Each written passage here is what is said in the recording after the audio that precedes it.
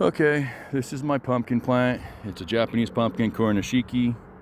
You see it's got these big feelers for grabbing onto the fence.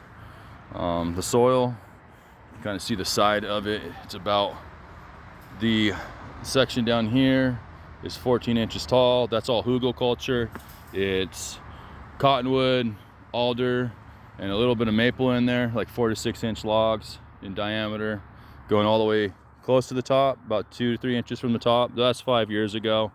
Most of it's rotted to a point where it absorbs the nutrients that fall through. When I pour a gallon of water on this thing, it sucks it up in a matter, I don't know, maybe 15-20 seconds. It just drains right into the soil. This is all redwood that I pulled out of the forest. This is all crushed redwood stuff you find on the forest floor.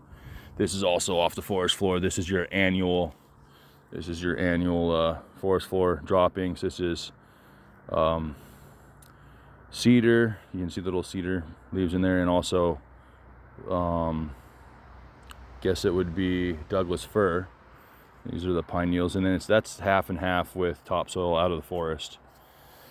And then you can also see these little stems right here. These little stems right here are these are potatoes that were growing that died off. I never pulled them out of the ground. And so they actually just died in the ground, and they've been feeding this pumpkin plant. Everything around the outer edge right here, this whole outer edge had pumpkins in it.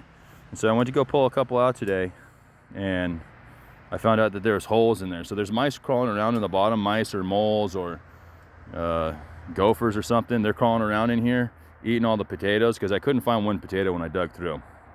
I was careful because I didn't want to disrupt the root system of the pumpkin plant. But I dug through along the outer edge, and I couldn't find any potatoes, which means that the mice have been running around eating underneath the soil, eating, crapping, pissing all over the place. So that's part of the fertilizer. They ate the potatoes and they crapped everywhere underneath the soil. So kind of you call it a blessing in disguise, because it's making this pumpkin go crazy. Another thing that I use is this stuff. This is like a calcium supplement, diatomaceous earth product. I mix that in water, pour it right over the top of the plant. It's one of the reasons why these things get so big and strong.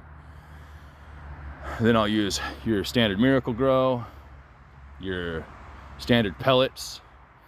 I keep layering soil over the top of this, and that way once this thing starts to run out of space, it'll push its roots out to the very outer edge, since there's another layer of soil that goes over the top. There's pumpkins all over the place on this thing. These are side branches. There's a pumpkin, and this bottom one's got a pumpkin right there. So there's these side branches. Here's the main branch right here. Starts out finger thick, and then it gets huge. Oh, we got a bit of an issue here with this leaf being crushed.